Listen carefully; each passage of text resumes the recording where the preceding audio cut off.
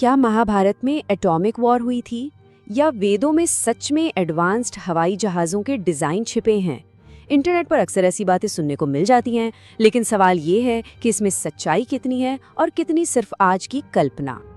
तो आज हम इसी सवाल की तह तक जाएंगे।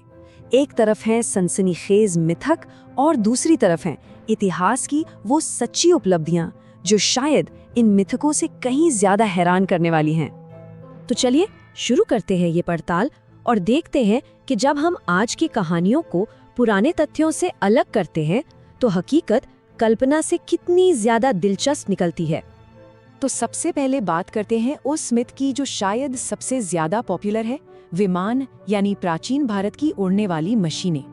इंटरनेट पर यह थ्योरी बहुत चलती है कि पुराने ग्रंथों में ऐसी उड़ने वाली मशीनों का जिक्र है जिनमें मर्क्यूरी वॉर्टेक्स इंजन जैसी कोई तकनीक थी।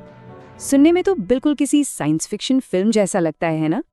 लेकिन सच पूछिए तो कहानी थोड़ी अलग है। वेद और रामायण जैसे सबसे पुराने ग्रंथों में विमान शब्द का मतलब कोई हवाई जहाज नहीं था। इसका इस्तेमाल देवताओं के पौराणिक रथों के लिए होता था, कुछ वैसे ही जैसे ग्रीक कहानियों में देवता अपोलो का सूर्य रथ था। तो फिर ये सब टेक्निकल ब्लूप्रिंट्स और इंजन वाली बात आई कहाँ से? ज्यादातर लोग इसके लिए वैमानिक शास्त्र नाम के एक ग्रंथ का जिक्र करते हैं। पर यहाँ कहानी में एक बहुत बड़ा ट्विस्ट है। ये ग्रंथ कोई हजारों साल पुराना है ही नहीं। इसे 1918 और 1923 के बीच लिखा गया था और ये दावा किया गया कि ये ज्ञान किसी से चैनल होकर मिला है।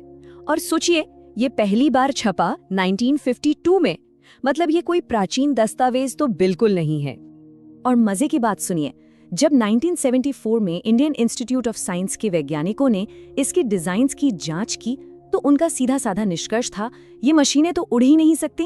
उन्होंने इसे साफ साफ एक आधुनिक धोखा कहा। तो उड़ने वाले विमान का मिथक यहीं पर टूट जाता है। लेकिन सच तो ये है कि हमें ऐसी काल्पनिक कहानियों की जरूरत ही नहीं है, क्योंकि प्राचीन भारत की असली वैज्ञानिक उपलब्धियां इन मिथकों से कहीं ज्यादा प्रभावशाली हैं। चलिए देखते हैं कि गणित, चिकित्सा और धातु विज्ञान में असल में क्या कमाल हुआ था। जरा इस नंबर को देखिए, 0। आज का पूरा गणित, कंप्यूटर साइंस और टेक्नोलॉजी सब कुछ इसके बिना अधूरा है और ये दुनिया को भारत की ही देन है। 7वीं शताब्दी में ब्रह्मगुप्त नाम के एक महान गणितज्ञ ने पहली बार 0 को सिर्फ एक खाली जगह नहीं बल्कि एक असली नंबर के तौर पर डिफाइन किया। उन्होंने इसके साथ जोड़ने, घटाने, गुणा भाग करने के नियम बनाए। ये एक बहुत ही बड़ा क्रांतिकारी कदम था। अब चलते हैं मेडिसिन की दुनिया में।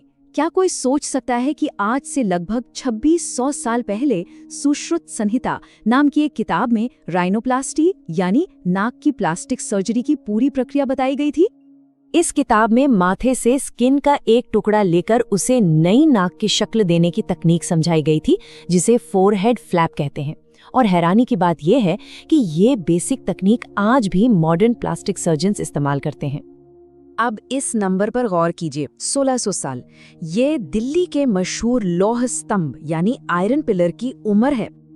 और सबसे बड़ी पहेली ये है कि ये 1600 सालों से दिल्ली की धूप, बारिश और नमी के बीच खड़ा है, लेकिन आज तक इसमें जंग नहीं लगा।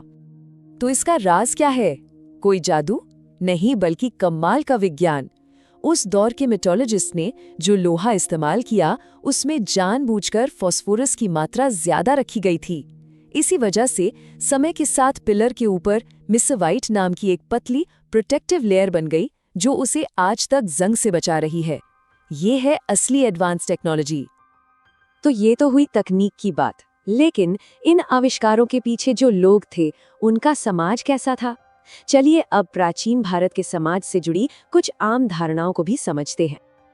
अच्छा, काफी समय तक ये थ्योरी पढ़ाई गई कि बाहर से आए आर्यों ने हमला करके सिंधु घाटी सभ्यता को खत्म कर दिया। लेकिन आज की आर्कियोलॉजी और जेनेटिक स्टडीज एक अलग ही कहानी बताती हैं। ये कोई एक दिन का हमला नहीं, बल्कि सदियों तक चला एक कल्चरल मिक्सिंग का प्रोसेस था। और सिंधु घाटी का पतन शायद क्लाइमेट चेंज की वजह से हुआ था, किसी आक्रमण की वजह से नहीं।